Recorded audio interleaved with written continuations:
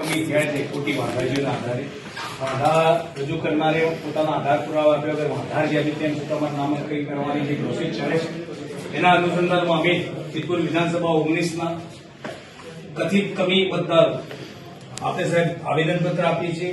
આપના નિષ્ઠાન કાર્યમાં અમને વિશ્વાસ હોય યોગ્ય કાર્યવાહીને તાત્કાલિક ધોરણથી અમને અમારા બંધારણીય હકો જળવાઈ રહે અને ભારતીય નાગરિક તરીકેની અમારી જે અધિકાર છે જળવાઈ રહે એ કાર્યવાહી કરવા માટે અમે સાહેબ આવેદનપત્ર આપીએ છીએ. એમાં યોગ્ય કરવા રજૂઆત છે. ઓછી કોપી કઈ છે સાહેબ? જી સાહેબ.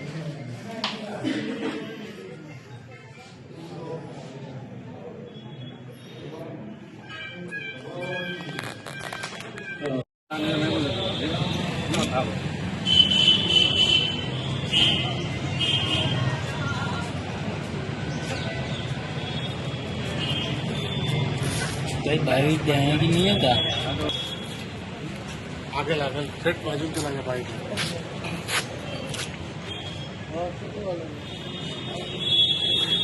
આજ રોજ આ સિદ્ધપુર વિધાનસભા 19ના કથિત કમી મતદારો ભેગા થઈને આજે પ્રાંત અધિકારી સિદ્ધપુરના અને મામલતદારને રજૂઆત કરવા આવેલા. પ્રાંત અધિકારીને રૂબરૂ રજૂઆત કર્યા બાદ લેખિત આવેદનપત્ર આપી અને અમારી રજૂઆત કરી છે. તેમાં અમારા નામ કમી કરવા માટે ખોટી વાંધારજી આપી આધાર પુરાવા વગરની વાંધારજીઓ આપીને નામ કમી કરવાની કાર્યવાહી ચાલુ રહી છે. તેમજ વાંધારના આપનારનાઓએ ફોર્મ નંબર 7માં જણાવ્યા મુજબ વાંધા અરજી આપનારે આધાર પુરાવા રજૂ કરવા પડે. આધાર પુરાવા રજૂ કર્યા ન હોવા છતાં વાંધારજી સ્વીકારવામાં આવી છે અને અમને ભય છે કે અમારા માટે આ ખોટી અમારા વિરુદ્ધ ખોટી કાર્યવાહી થશે અને ખોટી કાર્યવાહી કરીને અમારા નામ કમી કરવામાં આવશે તેનો ભય સતાવી રહ્યો હોય અમે રજૂઆત કરીને આજે આવેદનપત્ર આપ્યું છે.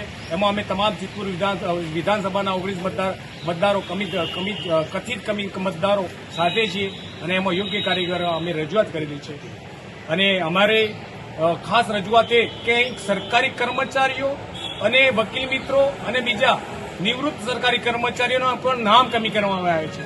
અગાઉ બીએલઓ દ્વારા મેપિંગ મતદારના ઘરે જઈને મેપિંગ કરવામાં આવ્યું છે.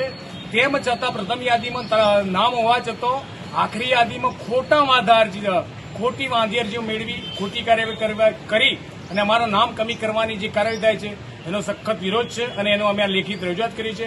અને જો અમારી માગણી સ્વીકારવામાં નહીં આવે તો ગાંધી ચિંધ્યા માર્ગે આંદોલન કરીશું અને નામદાર હાઈકોર્ટમાં પણ રીટ પિટિશન પીઆઈએલ દરેક કાર્યવાહી કરીશું અને કાયદાથી મળતી તમામ રાહત અને બચાવ અમે મેળવીશું. આ અમારી રજૂઆત છે. हम तुम्हारे साथ हैं.